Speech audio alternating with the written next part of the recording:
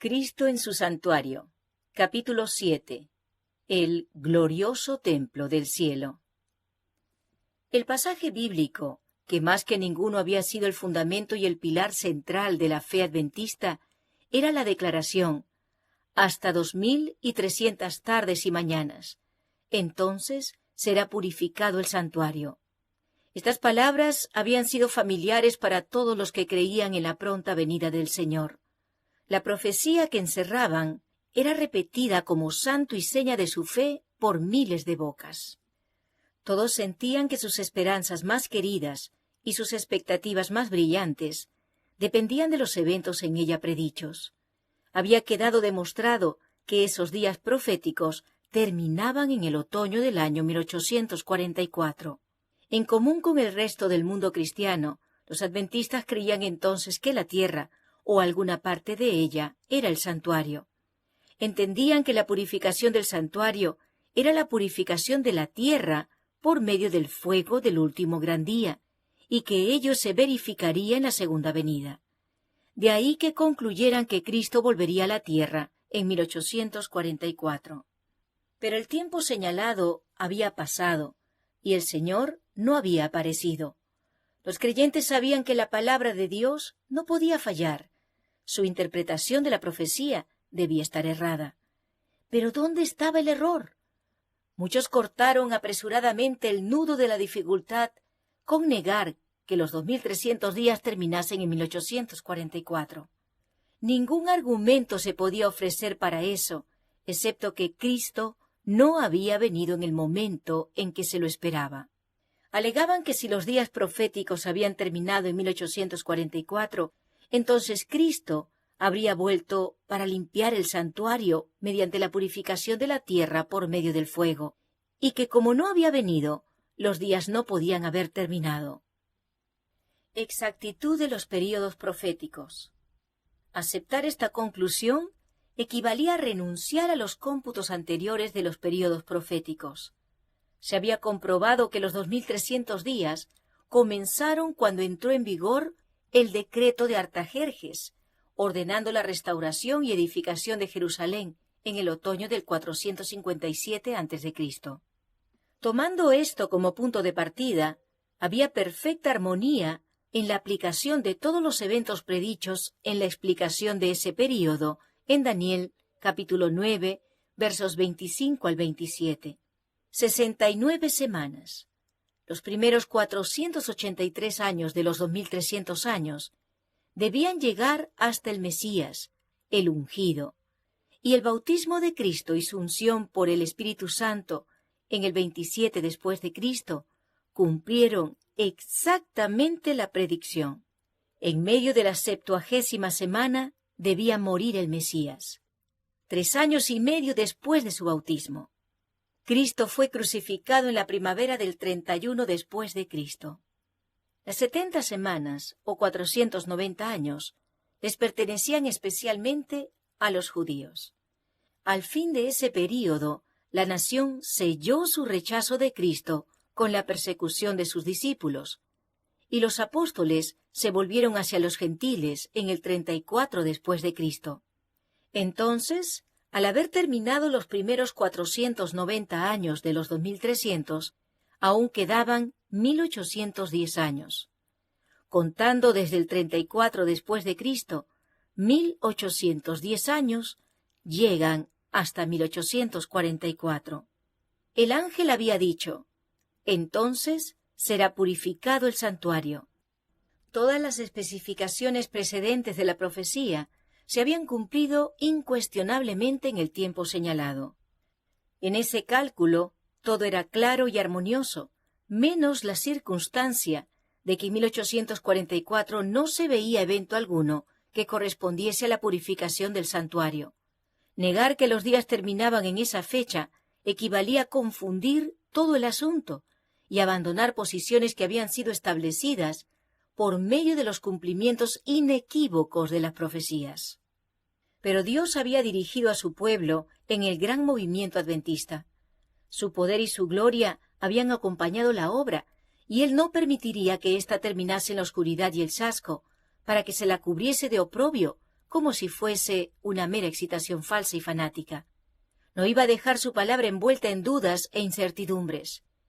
Aunque muchos abandonaron sus primeros cálculos de los períodos proféticos y negaron la exactitud del movimiento basado en ellos, otros no estaban dispuestos a negar puntos de fe y de experiencia que estaban sostenidos por las Escrituras y por el testimonio del Espíritu de Dios.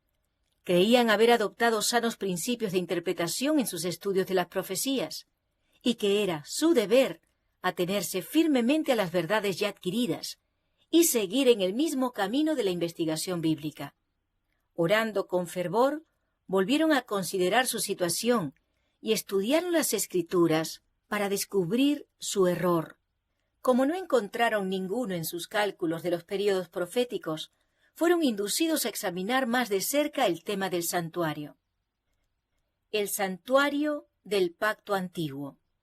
En sus investigaciones, aprendieron que las Escrituras no hay evidencia alguna en apoyo de la creencia general de que la tierra es el santuario, pero en la Biblia encontraron una explicación completa del tema del santuario, su naturaleza, su ubicación y sus servicios. Pues el testimonio de los escritores sagrados era tan claro y amplio que colocaba ese asunto más allá de toda duda. El apóstol Pablo dice en su epístola a los Hebreos: el primer pacto tenía ordenanzas de culto y un santuario terrenal, porque el tabernáculo estaba dispuesto así. En la primera parte, llamada lugar santo, estaban el candelabro, la mesa y los panes de la proposición. Tras el segundo velo estaba la parte del tabernáculo llamada lugar santísimo, el cual tenía un incensario de oro y el arca del pacto cubierta de oro por todas partes, en la que estaba una urna de oro que contenía el maná, la vara de Aarón que reverdeció y las tablas del pacto, y sobre ella los querubines de gloria que cubrían el propiciatorio. El santuario al cual se refiere aquí Pablo era el tabernáculo construido por Moisés a una orden de Dios como morada terrenal del Altísimo. Me harán un santuario para que yo habite en medio de ellos. Había sido la orden dada a Moisés mientras estaba en el monte con Dios. Los israelitas estaban peregrinando por el desierto, y el tabernáculo se construyó de manera que pudiese ser llevado de un lugar a otro. No obstante, era una estructura de gran magnificencia. Después que los israelitas se hubieron establecido en Canaán, el tabernáculo fue reemplazado por el templo de Salomón, el cual, aunque era un edificio fijo y de mayores dimensiones, conservaba las mismas proporciones y similar moblaje. El santuario subsistió así, excepto durante el plazo en que permaneció en ruinas en tiempos de Daniel, hasta su destrucción por parte de los romanos en el año 70 después de Cristo. Tal fue el único santuario que haya existido en la tierra y del cual la Biblia nos dé alguna información. Pablo dijo de él que era el santuario del primer pacto. Pero, ¿no tiene santuario el pacto nuevo? El santuario del nuevo pacto en el cielo. Al volver al libro de Hebreos, los que buscaban la verdad encontraron que existía un segundo santuario, o sea, el del nuevo pacto, al cual se aluden las palabras ya citadas de Pablo. En verdad, el primer pacto también tenía reglamentos del culto, y su santuario que lo era de este mundo. El uso de la palabra «también» implica que Pablo ha hecho antes mención de este santuario. Yendo al principio del capítulo anterior se lee: este es el punto capital de cuanto venimos diciendo, que tenemos un sumo sacerdote tal que se sentó a la diestra del trono de la majestad en los cielos, al servicio del santuario y de la tienda verdadera, erigida por el Señor, no por un hombre. Aquí tenemos revelado el santuario del nuevo pacto. El santuario del primer pacto fue armado por el hombre, construido por Moisés. Este segundo está armado por el Señor, no por el hombre. En aquel santuario, los sacerdotes terrenales desempeñaban el servicio. En este es Cristo, nuestro gran sumo sacerdote, quien ministra a la diestra de Dios. Un santuario estaba en la tierra, el otro está en el cielo. Además, el tabernáculo construido por Moisés fue hecho según un modelo. El Señor le indicó: conforme a todo lo que yo te muestre, el diseño del tabernáculo y el diseño de todos sus utensilios, así lo haréis. Y además le encargó: mira y hazlos conforme al modelo que te ha sido mostrado en el monte. Y Pablo dice que el primer tabernáculo era figura de aquel tiempo presente, en el cual se ofrecían presentes y sacrificios, que sus santos lugares eran copias de las realidades celestiales, que los sacerdotes que presentaban las ofrendas según la ley ministraban en el que era copia y sombra del que está en el cielo, y que Cristo no entró en un santuario hecho por manos humanas, simple copia del verdadero santuario, sino en el cielo mismo, para presentarse ahora ante Dios en favor nuestro. Las glorias del santuario terrenal y del templo celestial. El santuario celestial, en el cual Jesús ministra en favor de nosotros, es el gran original, del cual el santuario construido por Moisés era una copia. El esplendor incomparable del tabernáculo terrenal reflejaba a la vista humana la gloria de ese templo celestial donde Cristo, nuestro precursor, ministra a favor de nosotros ante el trono de Dios. La morada del Rey de Reyes, donde miles y miles ministran delante de Él, y millones de millones están en su presencia, ese templo, lleno con la gloria del trono eterno, donde los serafines, sus radiantes guardianes, cubren sus rostros en adoración, sólo podía encontrar en la más grandiosa construcción que jamás edificaran manos humanas un pálido reflejo de su inmensidad y gloria. Con todo, el santuario terrenal y sus servicios enseñaban importantes verdades relativas al santuario celestial y a la gran obra que allí se llevaba a cabo para la redención del hombre. Los lugares santos del santuario celestial están representados por los dos departamentos del santuario terrenal. Cuando en una visión le fue dado al apóstol Juan que viese el templo de Dios en el cielo, contempló allí 7 lámparas de fuego ardiendo delante del trono. Vio un ángel que tenía en su mano un incensario de oro, y le fue dado mucho incienso, para que lo añadiese a las oraciones de todos los santos encima del altar de oro que estaba delante del trono. Se le permitió al profeta contemplar el primer departamento del santuario en el cielo, y vio allí las 7 lámparas de fuego y el altar de oro, representados por el candelabro de oro y el altar de incienso en el santuario terrenal. De nuevo fue abierto el templo de Dios, y miró hacia adentro del velo interior, el lugar santísimo. Allí vio el arca de su pacto, representada por el cofre sagrado construido por Moisés para contener la ley de Dios. Así fue como los que estaban estudiando el tema encontraron pruebas irrefutables de la existencia de un santuario en el cielo. Moisés hizo el santuario terrenal según un modelo que se le mostró. Pablo enseña que ese modelo era el verdadero santuario que está en el cielo. Y Juan testifica que lo vio en el cielo. El ministerio de Cristo en el santuario celestial. En el templo celestial, la morada de Dios, su trono está sentado en justicia y juicio. En el lugar santísimo está su ley, la gran regla de justicia por la cual es probada toda la humanidad. El arca, que guarda las tablas de la ley, está cubierta con el propiciatorio, ante el cual Cristo ofrece su sangre en beneficio del pecador. Así se representa la unión de la justicia y la misericordia en el plan de la redención humana.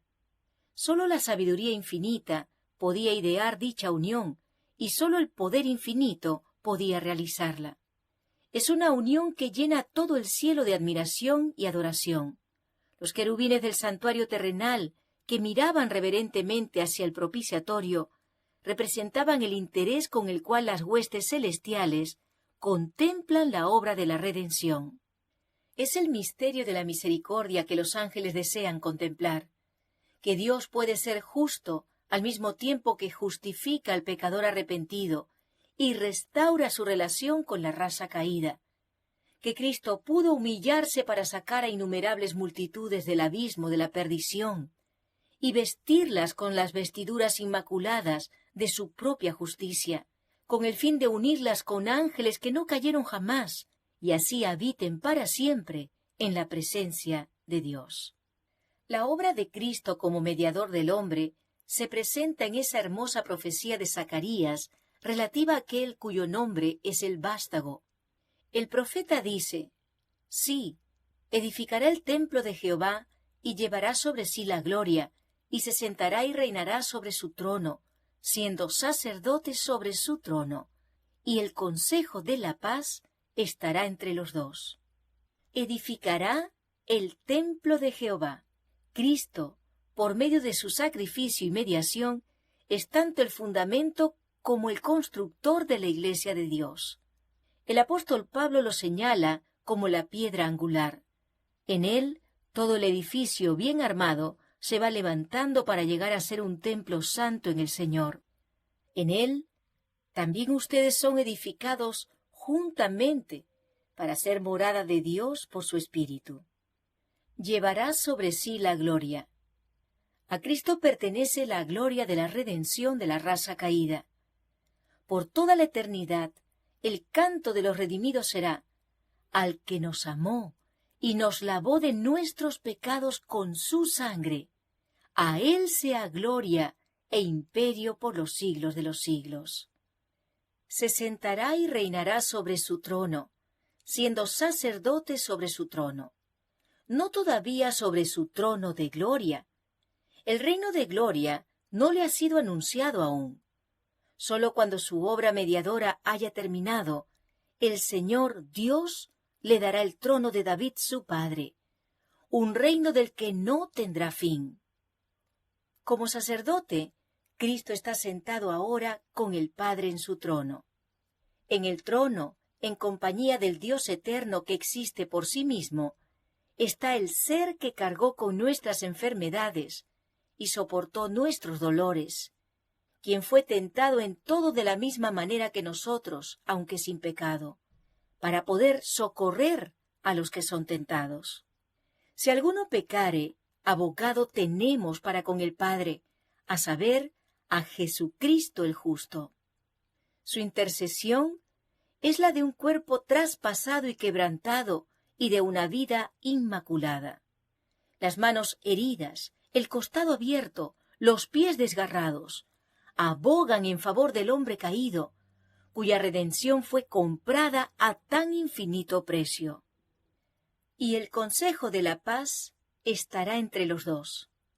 El amor del Padre, no menos que el del Hijo, es la fuente de salvación para la raza perdida. Jesús dijo a sus discípulos antes de irse: no os digo que yo rogaré al Padre por vosotros, pues el Padre mismo os ama. Dios estaba en Cristo reconciliando consigo al mundo. Y en el ministerio del santuario celestial, el consejo de la paz estará entre los dos. Tanto amó Dios al mundo, que dio a su Hijo unigénito, para que todo el que cree en él no se pierda, sino que tenga vida eterna. El santuario de Daniel 8:14. Las Escrituras responden con claridad a la pregunta: ¿qué es el santuario?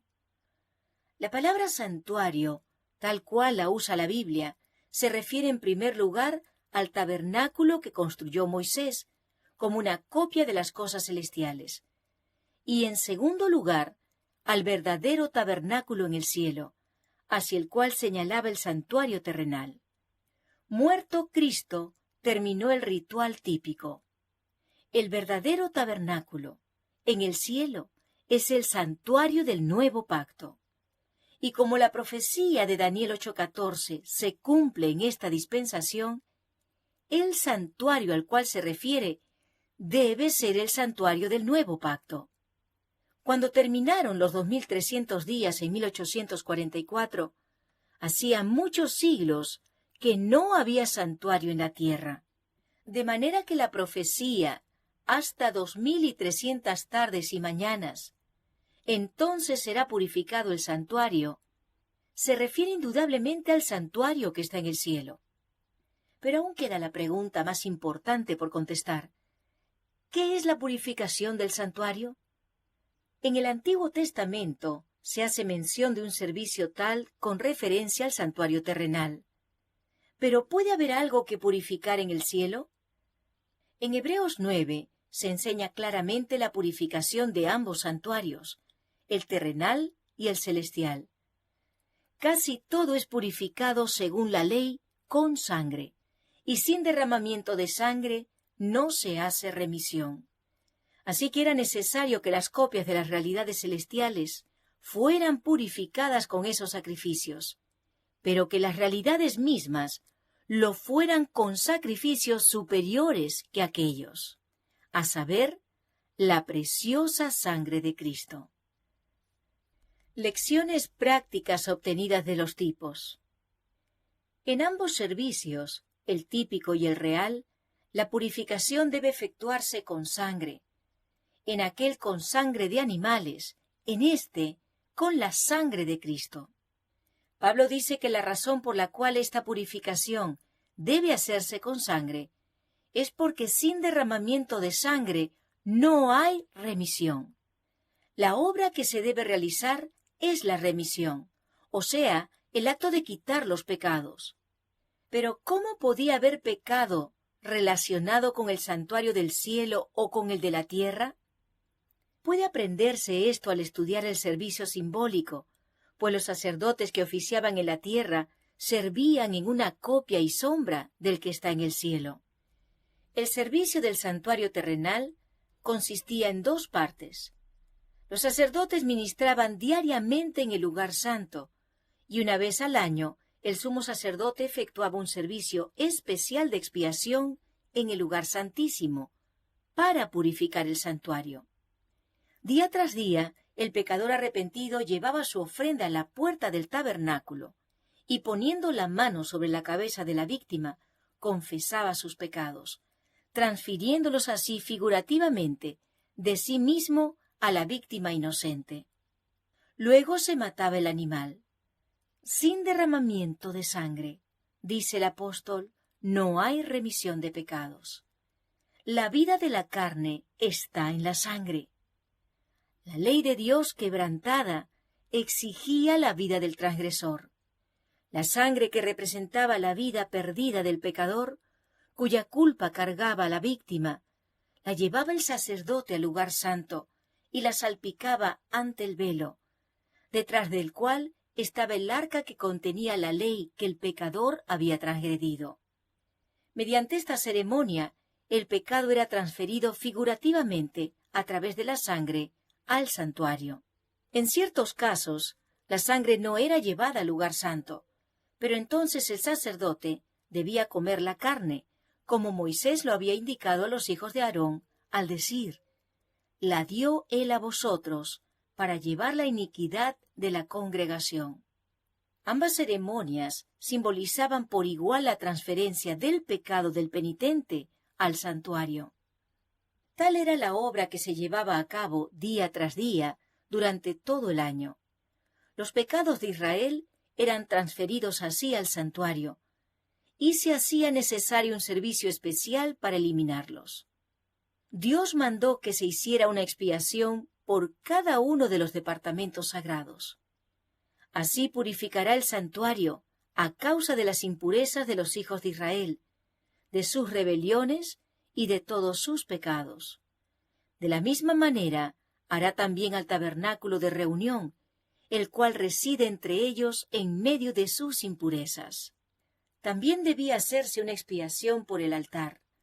Lo limpiará y lo santificará de las inmundicias de los hijos de Israel. Una vez al año, en el gran día de la expiación, el sacerdote entraba en el lugar santísimo para purificar el santuario. El servicio que se realizaba allí completaba la serie anual de los servicios.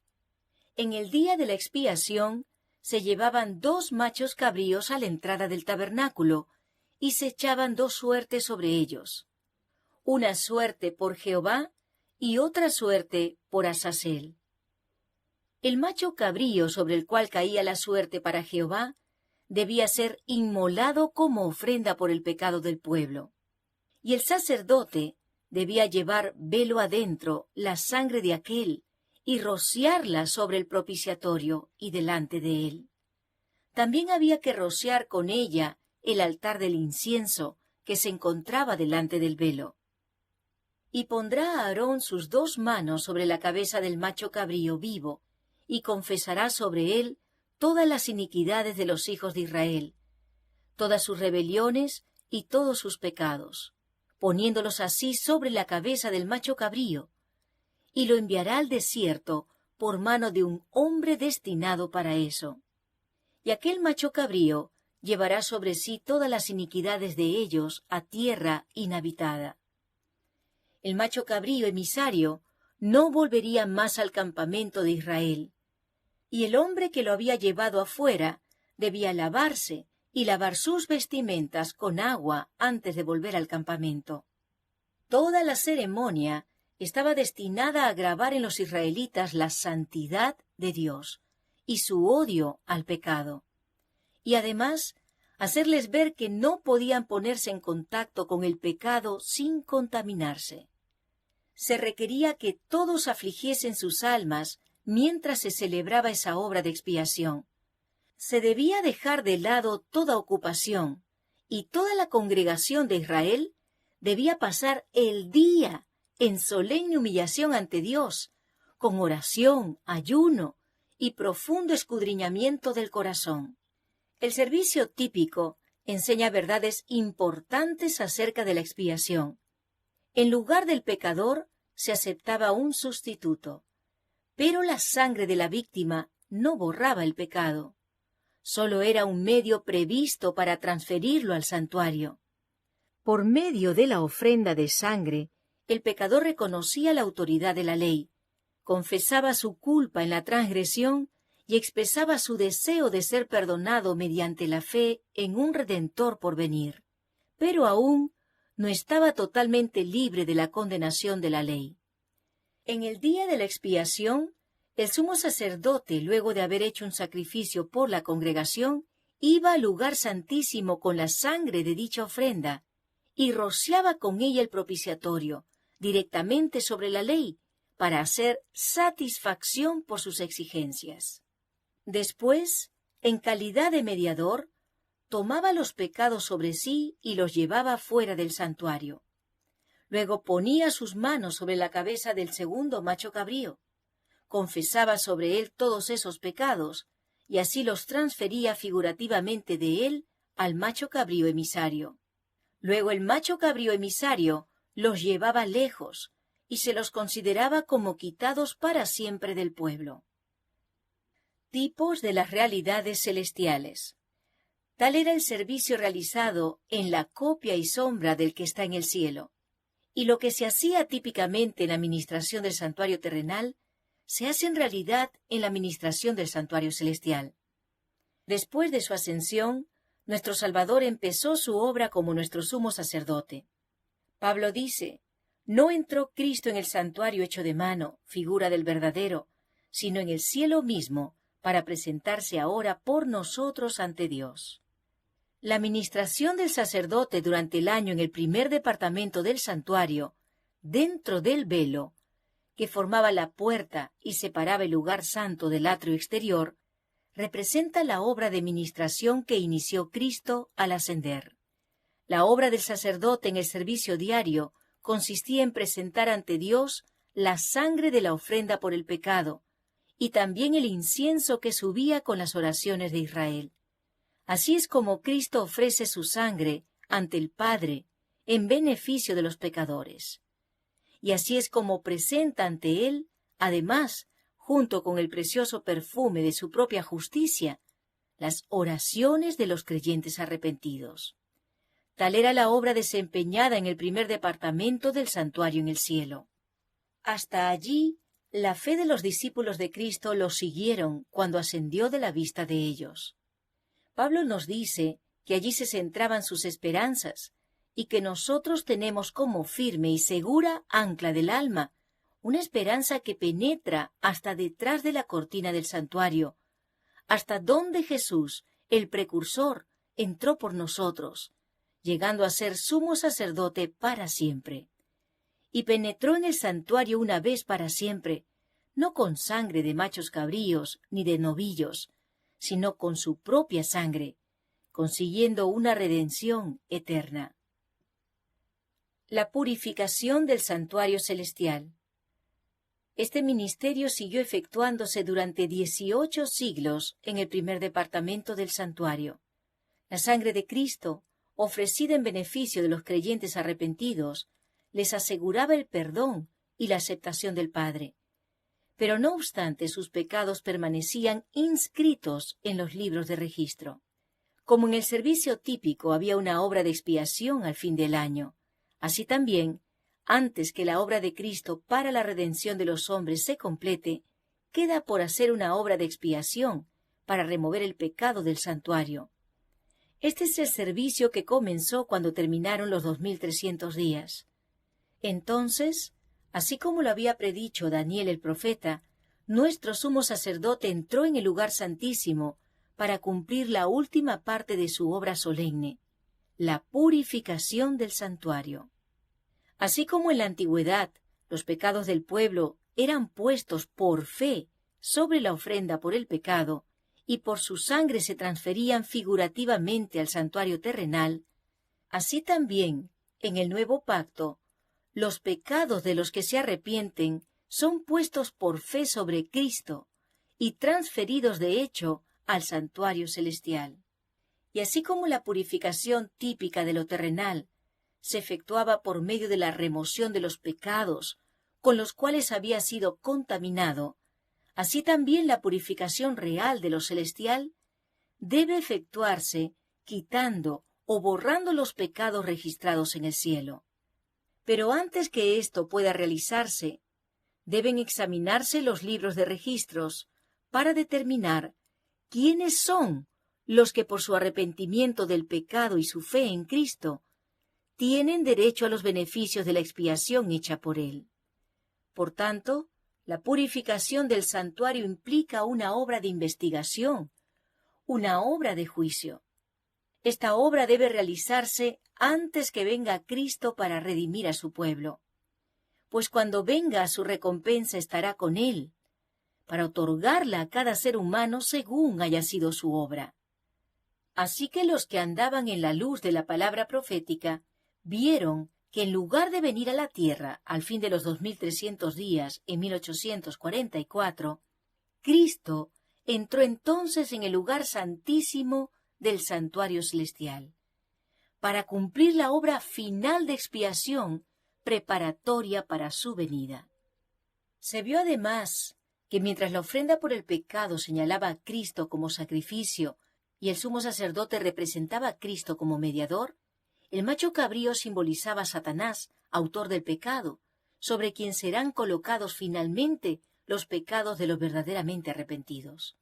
Cuando el sumo sacerdote, en virtud de la sangre de la ofrenda por el pecado, quitaba los pecados del santuario, los ponía sobre la cabeza del macho cabrío por Azazel. Cuando Cristo, en virtud de su propia sangre, quite del santuario celestial los pecados de su pueblo al fin de su ministración, los pondrá sobre Satanás, quien en la ejecución del juicio debe cargar con el castigo final. El macho cabrío era enviado lejos a un lugar desierto para no volver jamás a la congregación de Israel. Así también Satanás será desterrado para siempre de la presencia de Dios y de su pueblo, y será aniquilado en la destrucción final del pecado y los pecadores.